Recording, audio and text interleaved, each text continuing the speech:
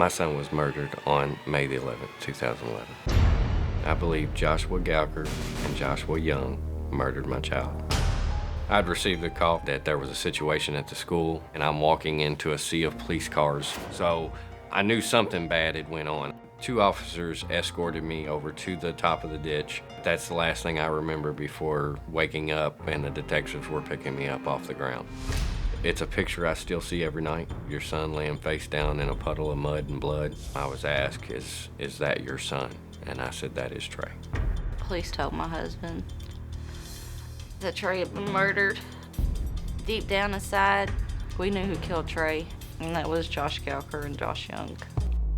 On 6/24/2011, Detective Russ called me and told me that he had made arrest in the murder trial of Trey. He told me that it was Joshua Young. My response to that was, are you sure? I told the detective that I felt that Josh Gouker had something to do with the murder of my child. On Friday, Gouker pleaded guilty in the case, telling the judge it was him that beat Zwicker to death and not Young. I believe he killed Trey just because he's sick. Josh Gouker was sentenced to life in prison with the possibility of parole in 20 years. He should be dead. Should have got the chair. 20 years. It's worth a whole hell of a lot more than that to me. Now, Young is charged with complicity to murder. We, the jury, find the defendant, Joshua Young, not guilty. When I heard the verdict not guilty, I just immediately got up and walked out of the courtroom because Trey's justice did not come. I hate Josh Young because he got away with murder. Josh Young is free to go. I'm not after him, but he better not ever come in my face. Period.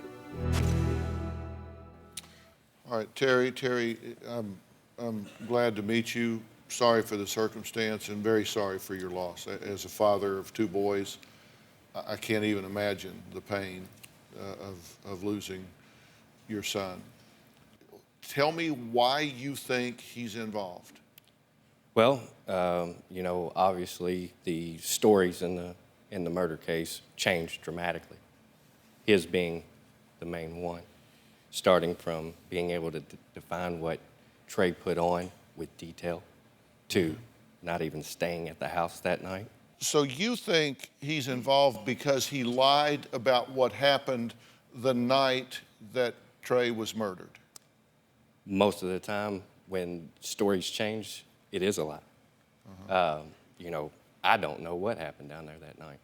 I'm in the dark. Don't know what happened at the cookout that night. Don't know any surrounding events. All I get to go on is what I've seen, details in the crime, and so far, nobody has given me a straight answer except the detectives.